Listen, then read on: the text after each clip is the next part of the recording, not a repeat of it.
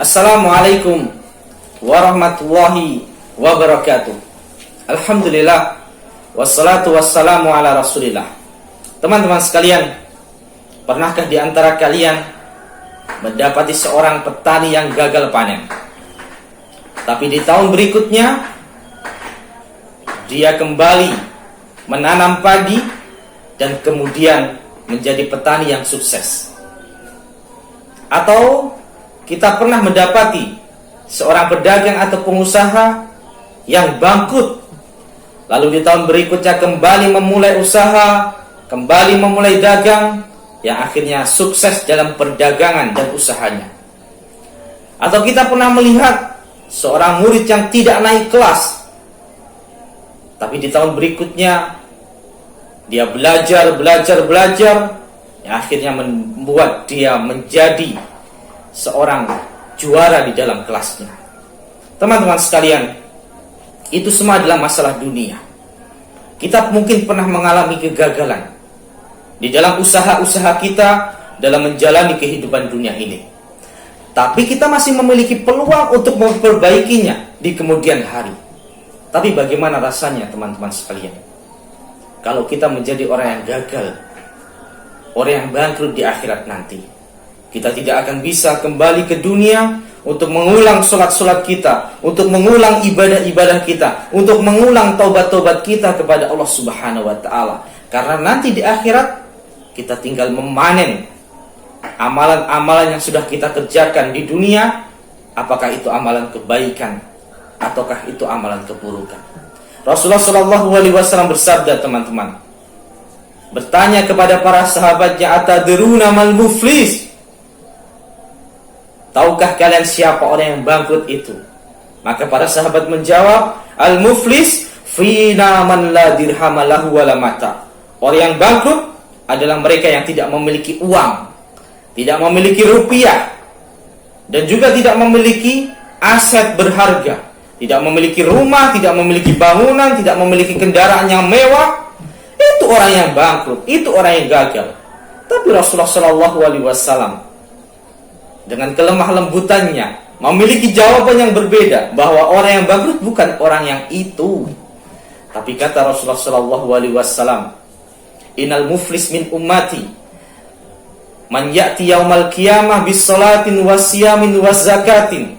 Orang yang bangkrut, orang yang gagal di antara umatku adalah mereka yang datang pada hari kiamat dengan membawa pahala segunung salat, membawa pahala segunung puasa, membawa pahala segunung zakat. Wa ya'ti qad syatama hada wa qadafa hada wa akala mala hada wa safaka dama hada wa daraba hada. Tapi di lain waktu dia suka memfitnah, mencaci, menghina, membuli, meremehkan orang lain. Lisannya tidak selamat. Lisannya selalu digunakan untuk membicarakan aib-aib orang lain, untuk memfitnah, untuk menuduh orang lain. Salatnya kenceng, puasanya kenceng, tapi lisannya tidak selamat, teman-teman. Dan juga digunakan untuk menguasai harta orang lain dengan cara yang tidak benar, memakan harta orang lain dengan cara yang batil. Kemudian dia membunuh orang lain, menumpahkan darah orang lain, dan juga digunakan untuk memukul, menganiaya orang lain. Maka pahala-pahalanya habis, teman-teman.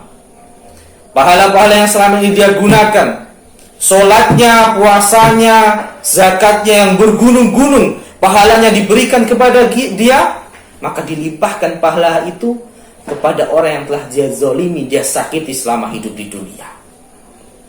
Dan apabila pahala-pahalanya telah habis, dibagi-bagikan, maka dosa-dosa orang yang dia sakiti, dosa-dosa orang yang dia zalimi akan diberikan kepada orang tersebut. Faturihat alaihi summa turiha finnar.